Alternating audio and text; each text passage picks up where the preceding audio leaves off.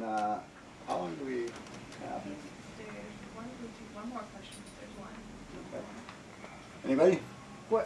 What's drawing you now? What do you think is going?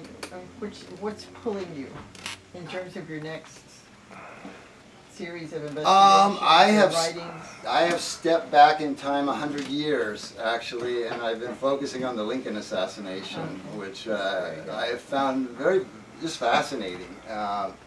Because it's such largely unexplored territory, even after 150 years. You know, I mean, the Kennedy assassination is.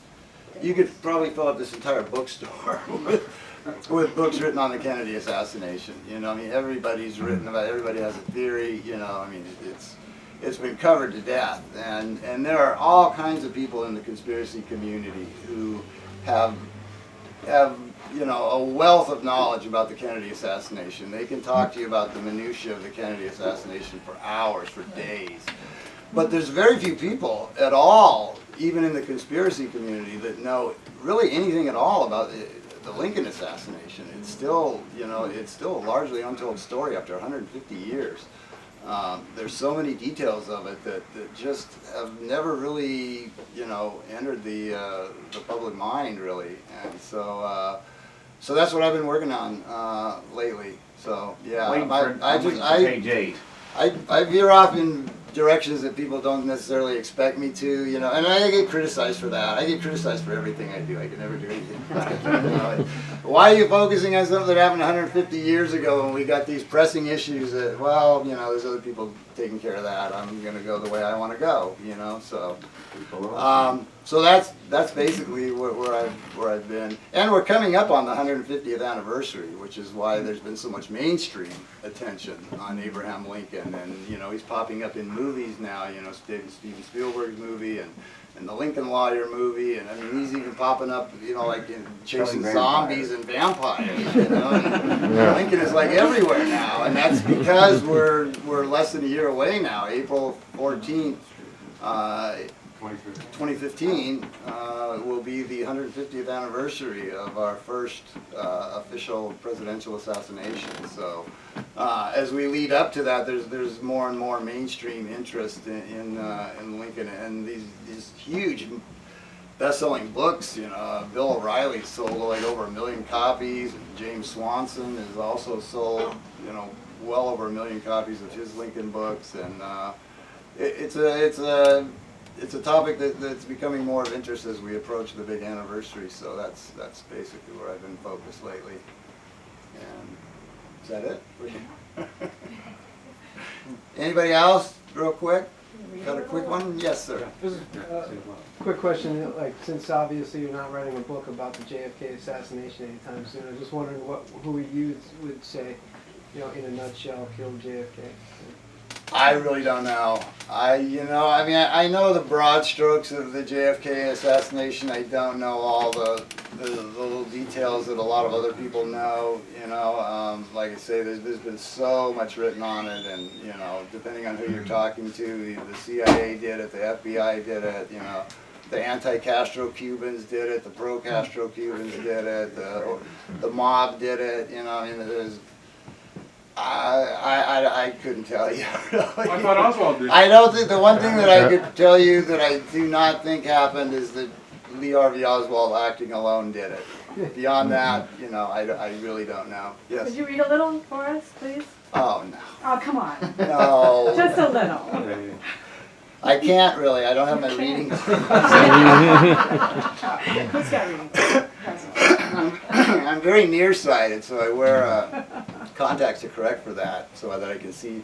Otherwise, I wouldn't be able to see your faces out there. But the consequence of that is that I can't read. And if I take them out so that I can read, then I can't see more than like 10 feet in front of me. So I only read at home, actually. Yeah. Go ahead. I can't even read a menu in a restaurant. Okay. Yes, go ahead. Doing the JFK assassination, since they're sort of on it, Dorothy Kilgallen was going to write a book. She's one of the few people that interviewed Ruby, and she died mysteriously, and the copies of the book got destroyed. But the interesting part, I thought, was her boyfriend referred to her nickname as Susie Cream Cheese. Really? I did Yes. not know that. I know It's there's in a an whole- interview. I pulled off the web. I know there's a whole trail of dead bodies leading away from the Kennedy assassination. I do know that, and you know that's the mark of any good conspiracy. But I just And thought that there's was certainly a trail of bodies leading out of Laurel Canyon. Yeah. People that have read the book know there was just That's an really astonishing amount of blood flowing through that canyon for a scene that was supposed to be all about flower power and peace and love. There was just so much violent death and so many deaths that there's still open questions about to this day. Yeah. Yes. Well, I know that you collaborated you collaborated with Nick Bryant, and he wrote that book on the Franklin cover-up. Scandal. His is called Franklin Scandal, and you know that thing. There's a whole trail of bodies there, and I was wondering, and there's a military connection just like with this. So I was wondering if you guys kind of would think that maybe they're underneath, you know, that these are branches of the same essential species. I've never actually met Nick. I talked to him on the phone several times, corresponded by email. I've never met him. He's been meaning to get out here a couple of times, but he hasn't made it. He lives in New York, and which I've never been to in my life. But you know, I know that he basically trashed his career by writing that book. Because before that he was a fairly mainstream journalist. He'd written for like Rolling Stone, I think, and Esquire maybe, or Playboy, or you know, some fairly prestigious, you know, very high circulation publications. And he had an agent, and you know, a public, you know, man, you know, he was like a real journalist. And everybody just couldn't distance themselves fast enough from him, you know, when that book came out. And he thought he was going to be able to utilize his journalistic connections to get, you know, all kinds of publicity and promotion for the book, and get, you know, he thought he was going to be able to get on like Oprah. Yeah. He told me, I'm like, dude, really? Okay. And yeah, he had very high hopes when the book first came out, because you know he was regarded as a real, you know, legitimate mainstream credentialed journalist, and he had connections, you know, that he thought would pull for him, and it didn't happen. Instead, everybody just scattered, and yeah, he's basically been ostracized now ever since that book came out. And like I say, I've never met the guy, but I've spoken to him. He seems like a very nice guy. He seems like a very honest guy. Do you think the book is valid? I disagree with some parts of it. You know, I mean, we've talked about it, and you know, there's some things that you know he wasn't willing to buy in on that I am more willing to, you know, to buy into. You know, he took a very cautious sort of journalistic approach, I think. You know, I don't know. He seems like a good guy. You know, I don't know. Shouldn't have been cautious. He doesn't have a career now anyway. Yeah, I know. So yeah, I mean, yeah, he's, you know, it's really sad because yeah, I mean, it was a good book, and you know, he put a lot of hard work into it, and you know, oh well, that's life in the big city, I guess. So. Was there any military-industrial connection with Charles Manson? That's a good question. You know, I mean, there's you know, there's indirect connections, and you know, I mean, there's a very tangled web around Charles Manson. You know, Charles Manson is another guy that you could fill up a whole section of his bookstore with books about. You know, a whole lot of print, a whole lot of trees have died to tell Charles Manson's story already. So, you know, that's an endlessly fascinating topic, and yeah, you know, there's been a lot of different theories put forth about the Manson murders, and you know, how and why they really went down. I tend to think that they were mostly drug related, but it's hard to say. Yes. How long? We gotta cut the.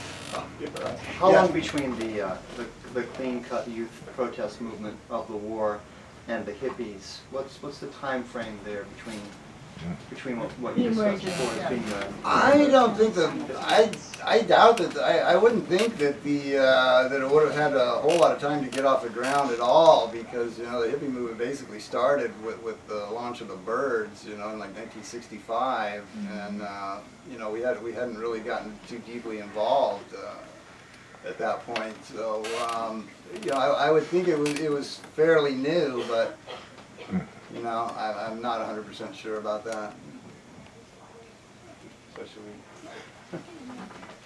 Thank you. Thank you all very much for coming out. Being a friendly crowd. Did it sign? Yeah, if you need to grab a copy still, they're up at the front register, and we're going to move to the back desk, so you can just line up against this wall.